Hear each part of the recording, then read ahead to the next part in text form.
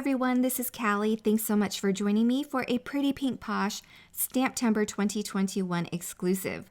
We are creating a box card today to kick this set up one extra notch.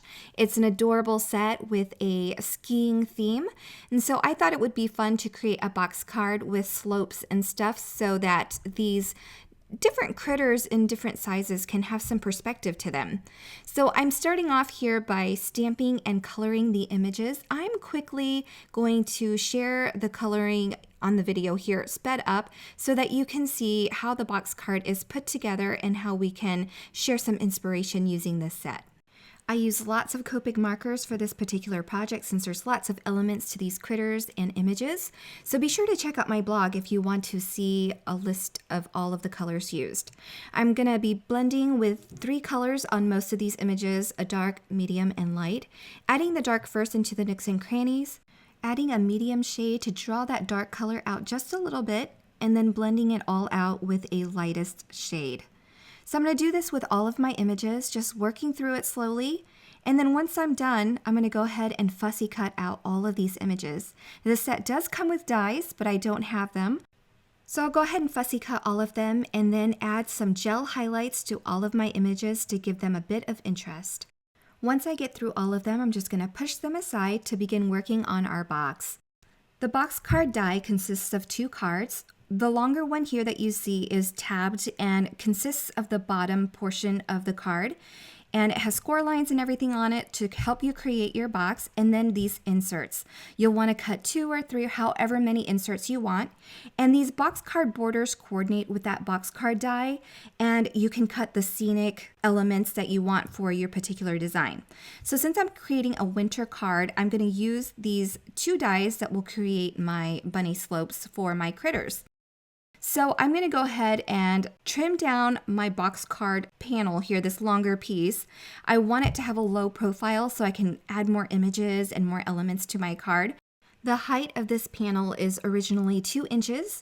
I'm cutting it down to 1 1/4 inches and then just angling the tabs at the very end so that they don't show up at all once adhered to make my box. Once I fold down all the creases of these score lines, I'm going to go ahead and die cut the 2 inserts that are going to go inside my box. So I have these slopes and I'm looking at my images. This one is sloping downward and the penguin can go either way. So I'm just going to make sure that the angle at which I cut my dies is going to work for my scene. Once I die cut my slopes, I can go ahead and burnish those score lines as well. Now I've cut a second panel that I'm going to ink blend so that I can adhere it to the base of the card. I'm using cracked pistachio for the bottom of the card, and then I'm going to use Mermaid Lagoon for the top of the card. And once I'm done with this panel, I'm going to go ahead and bring back in those slope panels that I just cut. I'm going to use the residual ink on my brush to add a bit of color and shading to the top of these bunny slopes. The ink blending is done, so now we're all set and ready to go to adhere our box and assemble it together. So I'm adding red line tape. This is new from the STAMPtember first release, and so it'll be around forever and will be restocked, but I love this red line tape because it's so strong. Okay, so we've got the 1/8 inch tape here, and I'm just adding them to all of the tabs on all of these pieces.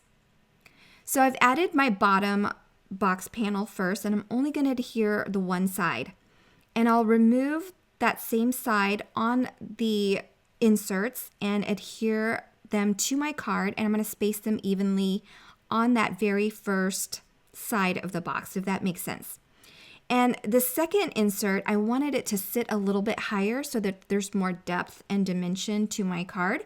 So I'm just trimming the tabs so that they don't show on the sides, and then I'll be able to lift this piece a little bit higher. So you can see once I flip them over, this will help me see where things are going to be adhered.